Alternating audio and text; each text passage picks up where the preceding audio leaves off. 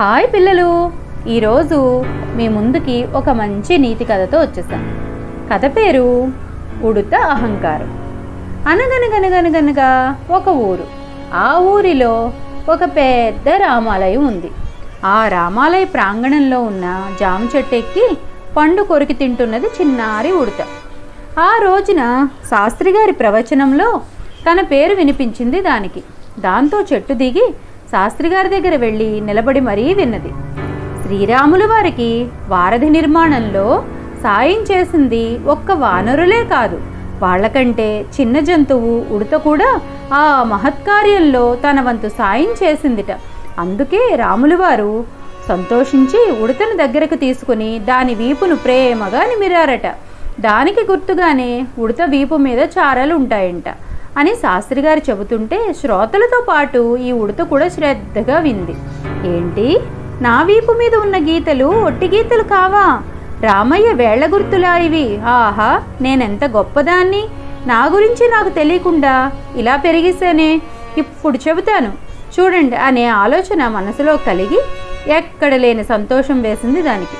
చెప్పలేనంత గర్వంతో ఇక ఆగలేక పల్టీలు కొట్టి కొట్టి ఆనందంగా అడవిలోకి పరుగు తీసింది. అలా తబ్బిపోతూ ఉన్న ఉడతకు దాని స్నేహితులైన ఎలుక, తాబేలు ఎదురయ్యాయి. వాటిని చూస్తే ఉడతకు మామూలుగా అయితే చాలా సంతోషంగా ఉండేది. కానీ ఇవాళ ఎందుకో అవి రెండు ఒట్టి పనికిమాలను అనిపించాయి. వాటిని చూసి కూడా చూడనట్టే పోబుద్దయింది ఉడతకి. అది అలా పైకి చూసుకుంటూ ఎగిరి గంతులు వేసుకుంటూ వెళ్తుంటే ఎలుక, తాబేలు కూడా దాని వెంట పరుగు పెడుతూ ఓయ్ ఉడత, ఆడుకుందాం రా అని అడిగాయి అనురాగంతో. నేనా? మీతో ఆడాలా? అసలు మీకు తెలుసా నా చరిత్ర ఏంటో? నా వీపు పైన ఉన్న ఈ చారల విలువేంటో?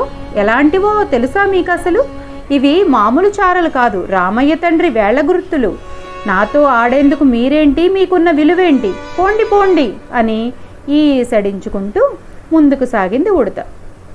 అంతలో ఎదురుగా కనిపించాడు గున్నేను గన్నయ్య. ఏయ్, నీ ఫ్రెండ్స్ ఏరి, ఆడుకోవడం లేదా అన్నాడు. లేదు లేదు అంటూ రాగం తీసింది. ఆ విలువలేనోళ్ళతో ఆడనన్నానంది ఉడత. అయ్యో, అదేమిటి? విలువ లేదంటావేమిటి? వాళ్ళు మంచోళ్లేగా, రోజు నీతోటి ఆడుకుంటారు కదా. నిజమే, ఇప్పుడు నన్నే తీసుకోండి. నా వీపున్న చారలున్నపై ఇవి ఎలా వచ్చినాయి? రాములు వారు అంటూ తన విన్నదంతా చెప్పుకొచ్చింది ఉడత. అంతా విని ఆగకుండా నవ్వింది గున్నేనుగు. ఎందుకు నవ్వుతున్నావు అని అడిగింది ఉడత కోపంతో. అయ్యో ఉడత, నీ అమాయకత్వానికి నవ్వుతున్నాను. నీ చారలు చూసుకునే నువ్వు ఎగిరి పడుతున్నావే, మరి ఇంకా ఎలుకెంత గర్వపడాలి? ఆ ఎలుక అసలు వినాయకుడు వాహనం కదా.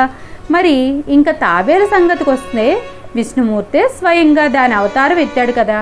అసలు ఇప్పుడు ఆ ఎలుక, తాబేలే నీతో స్నేహం చెయ్యం పో అంటే అప్పుడు నీ పరిస్థితి ఏంటి చెప్పు? మరలా పడి నవ్వింది ఏనుగు. నిజంగా మనస్ఫూర్తిగా చెబుతాను విను తల్లి, నువ్వు వాటి మంచితనాన్నే చేతకాంతనం అనుకున్నావు, అందుకే మంచి నేస్తాలను వదులుకున్నావు, అంతకు మించి ఏమీ లేదు అంటూ ముందుకు సాగింది ఏనుగు. దాని మాటలు వినగానే ఉడత తలకెక్కిన గర్వమంతా టప్పుమని ఎగిరిపోయింది. సృష్టిలోని ప్రతి జీవికి దానిదైన గొప్పతనం ఉందని అర్థమై తన నేస్తాలకు క్షమాపణ చెప్పేందుకు వెనక్కు తిరిగి పరుగులు తీసింది. అందుకనే ఎప్పుడూ కూడా అహంకారంతో ఎవ్వరిని పొరపాటున ఒక మాట అనకూడదు, అలాగే చులకన భావంతో కూడా చూడకూడదు. సరేనా ఫ్రెండ్స్? ఈ కథ బాగా నచ్చిందనుకుంటాను. లైక్ చేయండి, షేర్ చేయండి, సబ్స్క్రైబ్ చేయండి. రేపు మీ ముందుకి మరొక మంచి కథతో వస్తాను.